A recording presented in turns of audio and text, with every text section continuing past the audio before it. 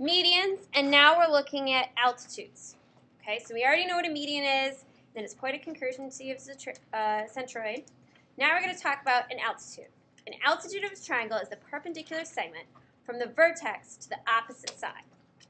Okay, it says it is the perpendicular, so it must be perpendicular.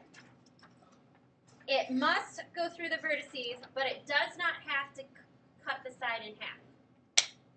That's median of a triangle? Okay.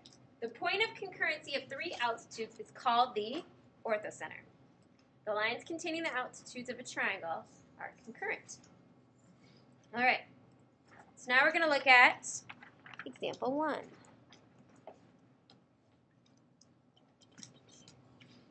Okay. We're going to find the centroid of a triangle in a coordinate plane. Do you remember what a centroid is again? It's the point of concurrency for what? Medians. Okay, we're going to plot these points. 0, 0, 4, 10, and 8, 2. 0, 0 is A. 4,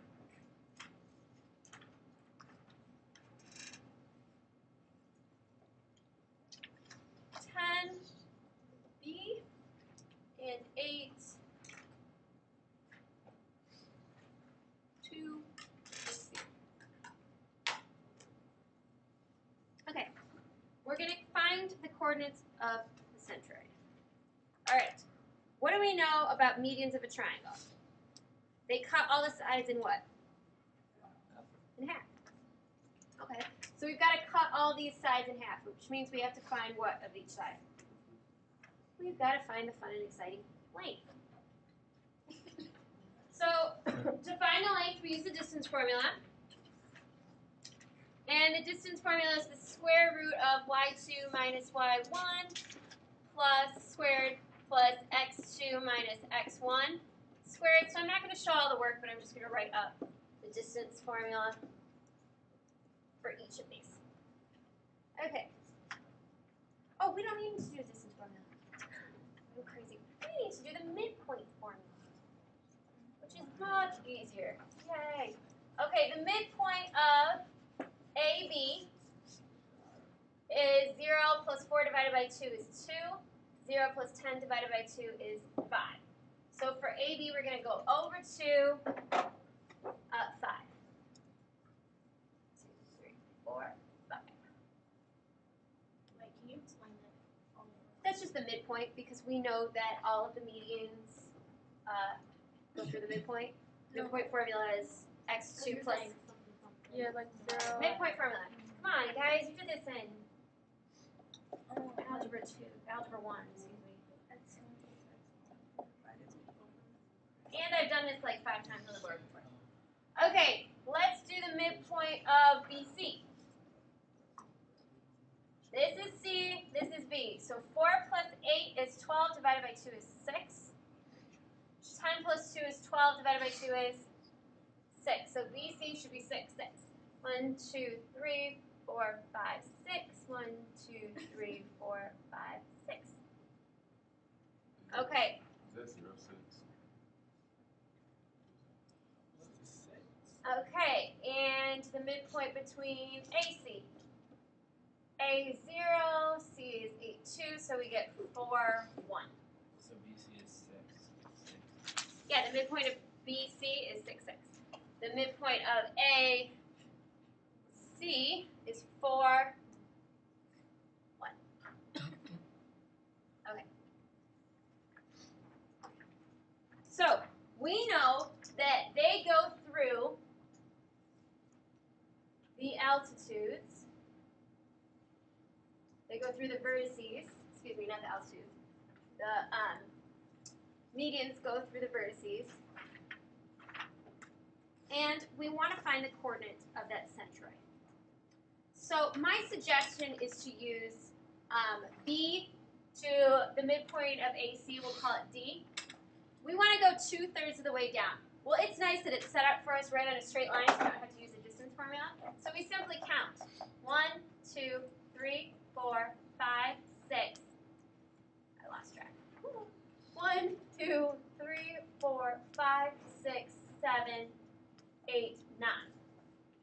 2/3 of the way down from 9?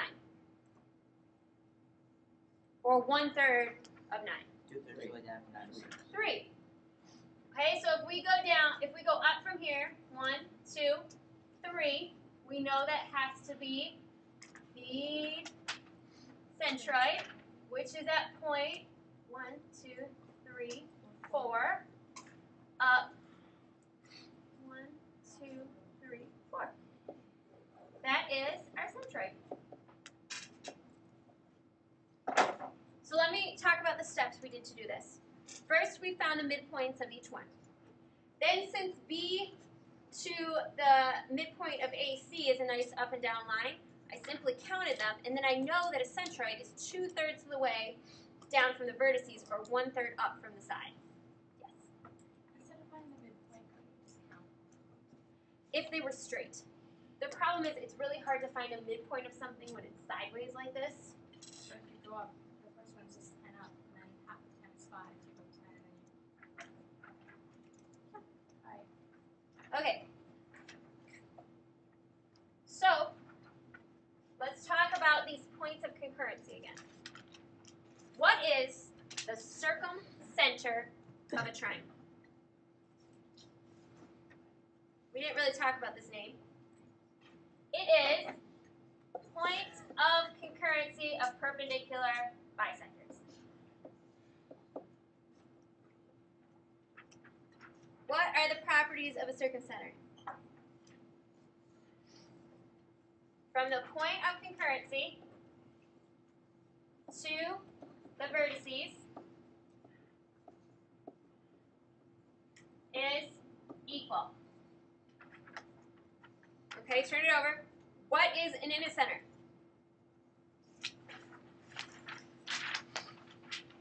What's an intercenter? Distance to sides. It's the point of concurrency for what? Angle bisectors. And it's equal distance to sides. Okay, here's a new one. What is a centroid? Points of concurrency, the 3 medians of a triangle. Point of concurrency for medians.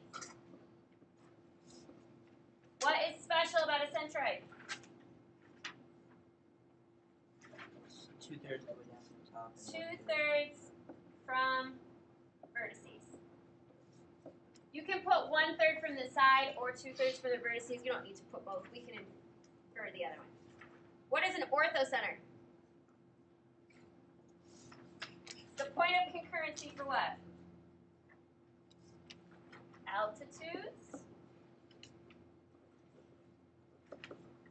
And what's special about an orthocenter? Nothing. There are no special properties for it. Alright, so our fun and exciting proof. GJ is a perpendicular bisector of HK. And we want to prove that GHM is congruent to GKM. Alright, so first of all, let's put down the what? The given. So we're going to put down the given, which is GJ is perpendicular bisector HK. If we have the perpendicular bisector, what does that mean?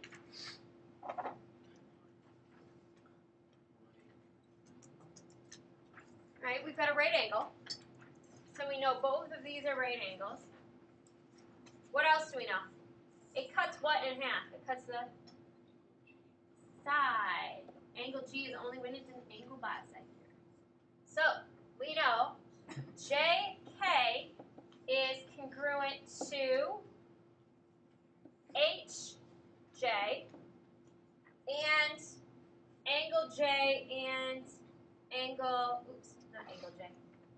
We'll put it on a separate line because I don't have markers. Angle HJG is congruent to angle KJG, and these are all by definition perpendicular bisector. They should go on one thing, but I can't make them fit because my writing's too big. All right, that's good. Do we know GJ is congruent to GJ? What do we call that? When GJ is congruent to GJ? Reflexive.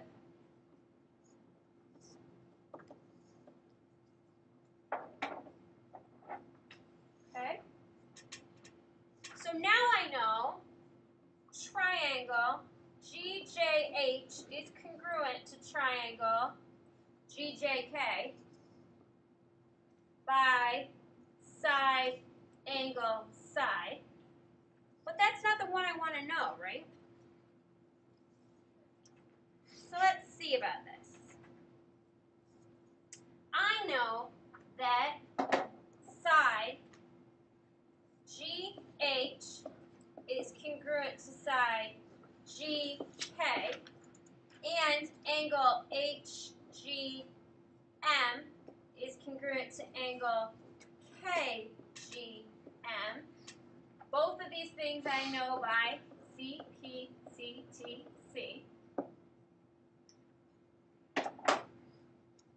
And then I know, so I've got a side, I know GM is congruent to GM by what? Reflexive. So finally, I know that triangle GHM is congruent to triangle GKM by what? We've got GK and GH. We've got those angles. We've got that middle part. We've got side angle.